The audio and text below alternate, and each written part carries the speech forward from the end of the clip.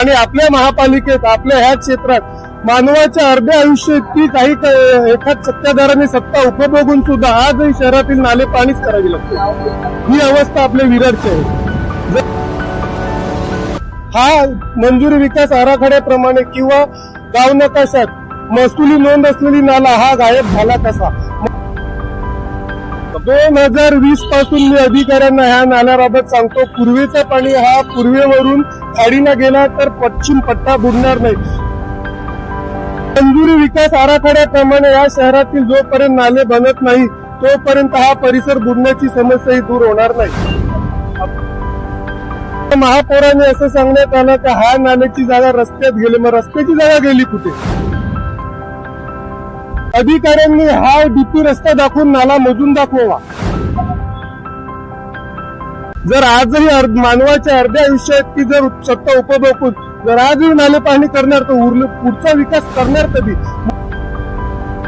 शाळा नाही, कॉलेज नाही, महापालिकेचं हॉस्पिटल नाही, रस्ते नाही, नाले नाही। खराब रस्ते कधीतरी बनतील, पण नाल्याच्या आणि रस्त्याच्या गेलेल्या जागा कुठून आणणार?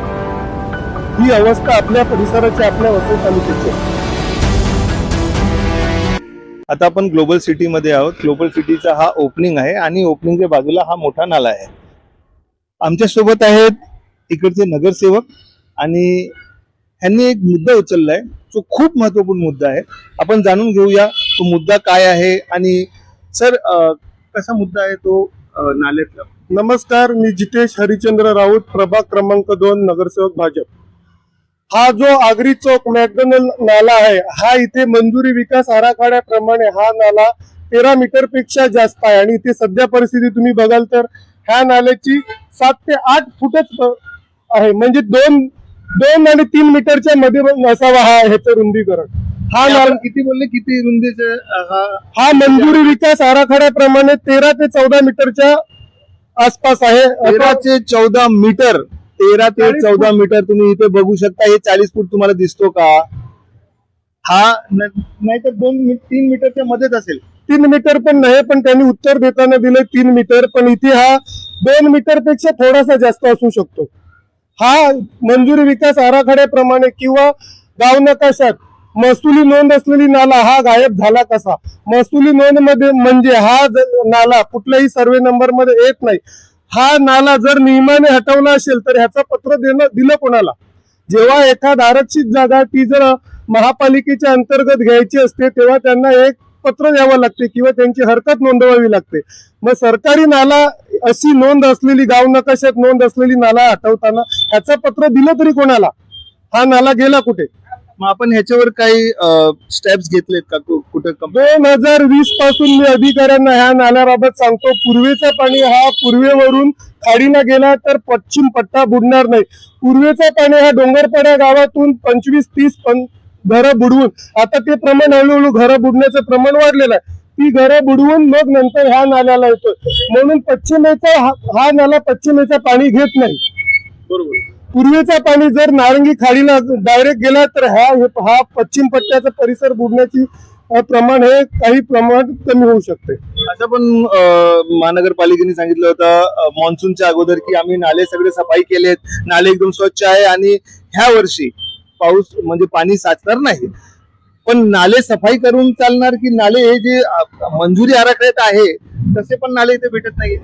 नाले सफाई करो अथवा ना करो ना, कुठेतरी बाकी असतील क्वचित सफाईची बाकी, पण मंजुरी विकास आराखड्याप्रमाणे या शहरातील जोपर्यंत नाले बनत नाही तोपर्यंत हा परिसर बुडण्याची समस्याही दूर होणार नाही।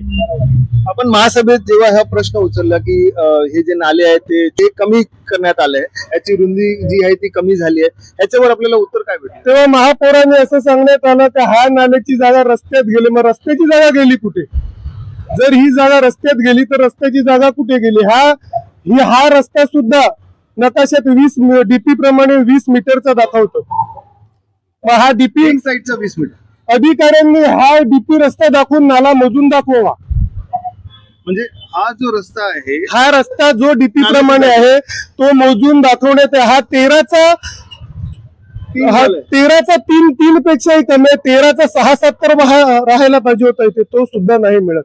आणि मी महापौर साहेबांना हे सुद्धा सांगितलं तर प्रत्येक चौकावर मंजुरी विकास आराखड्याप्रमाणे रस्त्याचे व नाल्याचे मोजमाप लिहून फलक लावावे असं केल्यावर अतिक्रमण होणार नाही. आता महानगरपालिकेने प्रत्येक चौकावर रस्त्याचे व नाल्याचे मोजमाप लिहून फलक लावण्याचे धोरण घ्यावं. अशाने अतिक्रमण होणार नाही व परिसर बुडण्याची समस्या दूर होईल व वाहतुकीची कोंडी होणार नाही.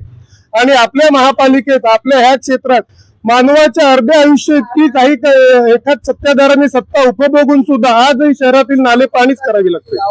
ही अवस्था आपल्या विरारची आहे. जर आजही मानवाच्या अर्ध्या आयुष्यात की जर सत्ता उपभोगून जर आजही नाले पाणी करणार तर पुढचा विकास करणार कधी?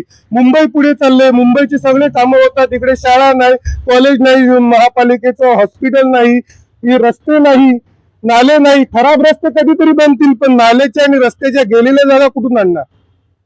ही अवस्था आपल्या परिसराची, आपल्या वसई तालुक्याची आहे. लोक असं म्हणतात की जेव्हा इथे पाणी भरलं होतं, सगळं इथे खूप समस्या होती, तेव्हा नगरसेवक बाहेर आले नाही. ह्या परिसरात आणि माझ्याबद्दल असं कोणी बोललेलं मी ऐकलं नाही. कारण की मी इथे बाहेर फिरून रात्री MSEB वाल्यांना घेऊन काही ठिकाणी लाईटी सुद्धा माझ्या गाडीत घेऊन त्यांना लाईटी सुद्धा चालू करून दिल्या. स्वतः जाऊन मी डोंगरपाडा परिसरात फिरत होतो, नारंगी परिसरात फिरत होतो. आणि जेव्हा नेहमी ग्लोबल सिटीत बुडते तिथेही आम्ही जातोय. जेव्हा तिथे बुडते तिकडची परिस्थिती अशी आहे का परिसराचं क्षेत्रफळ फार मोठं आहे आणि नाले फक्त रस्त्याच्या बाजूला जी गटार आहे ती फक्त 2 फुटाची आहे. आणि तेवढ्या मोठ्या परिसरातून पडत्या पावसात त्या 2 फुटाच्या नाल्यातून ते ह्याच नाल्याला पुढे गटारं जोडतात. ती क्षमता फार कमी आहे आणि ती जेव्हा गटारं मोठी होतील, रुंदी होतील तेव्हाच तो पाणी निघू शकतोय. पाऊस थांबल्यावर तिकडचंही पाणी निघतोय, ती गटारं अरुंद आहे. आणि सर्वात महत्वाचा मुद्दा, ही काही ग्लोबल सिटी मधली गटारं महापालिकेच्या अंतर्गत घेते वेळेस 2023च्या आसपास महानगरपालिकेच्या अंतर्गत घेते वेळेस त्याची सफाई करून घेतली नाही. अधिकाऱ्यांचं ह्याच्यात संगनमत असावं. ती ढासळलेली आहे, त्याच्यात मुंडे लादे अजूनही तसेच आहेत, ती पूर्ण जाम आहेत गटारा. ही महापालिकेने बघून बिल्डर कडून सफाई करून का घेतली नाही? हा मोठा मुद्दा आहे. आणि एक प्रश्न शेवटचा आपल्याला, की जेव्हा ही ग्लोबल सिटी बनत होती तेव्हा टाउन प्लॅनिंगनी मंजुरी दिली आहे. बरोबर. तेव्हा टाउन प्लॅनिंगनी ही नाही बघितलं की एवढी मोठी मोठी बिल्डिंग येणार आहे तर गटार पण तेवढा पाहिजे, रस्ते पण तेवढे पाहिजे, तसे पाहिजे. हे टाउन प्लॅनिंगचं रिमोट हे कुठल्या तरी पक्षाच्या हातात असावं असा माझा अंदाज आहे. म्हणून हे कुठे इथे दुर्लक्ष झालेलं आहे. आणि तेव्हाचे अधिकारी आजपर्यंत तेच अधिकारी इथे काही अधिकाऱ्यांच्या बदल्या सुद्धा होत नाही. काही अधिकारी भ्रष्टाचार करून जेलमध्ये आहेत तेव्हा ते इथून गेलेले आहेत, नाहीतर इथे काही आलेले अधिकारी सुद्धा गेलेले नाहीत नगर रचनेचे. आपला मेसेज काय असेल आता? मंजुरी विकास आराखड्याप्रमाणे नाले व रस्ते बनवावे व नसतील बनत तर त्याचा फलक लावावा, लोकांना निदर्शनास आणून द्यावं तर हे रस्ते आणि नाले प्रत्येक ठिकाणी किती मीटरचे आहेत ते. सर, तर आपण इथे बघू शकाल की हा जो नाला आहे हा 3 मीटरचा, त्याच्यापेक्षा कमीचा दिसतोय. आणि मंजूर आराखड्यात हा जो नाला आहे तो 13 ते 14 मीटरचा आहे. आणि बाजूला ही जी जमीन आहे ही रस्त्याची जमीन आहे.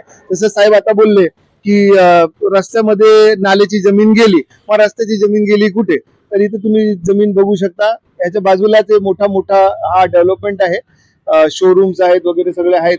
आणि ते पण at the edge of the road आहे, रोडच्या एकदम किनाऱ्याला आहे. म्हणून आता ही जागा कुठे गेली आहे ते पण शोधून काढावं लागणार आहे. आपण हे प्रश्न महानगरपालिकेला विचारूया की सर, हे जे सगळं प्रश्न आता साहेबांनी इथे मांडलेले आहे त्याच्यावर ह्यांचं काय उत्तर आहे ते आपण नेक्स्ट व्हिडिओमध्ये बघूया. कॅमेरामॅन पवन बरोबर मी बिलाल शेख, तेहल कॅमेराज इंडियासाठी ग्लोबल सिटी विरार वेस्ट.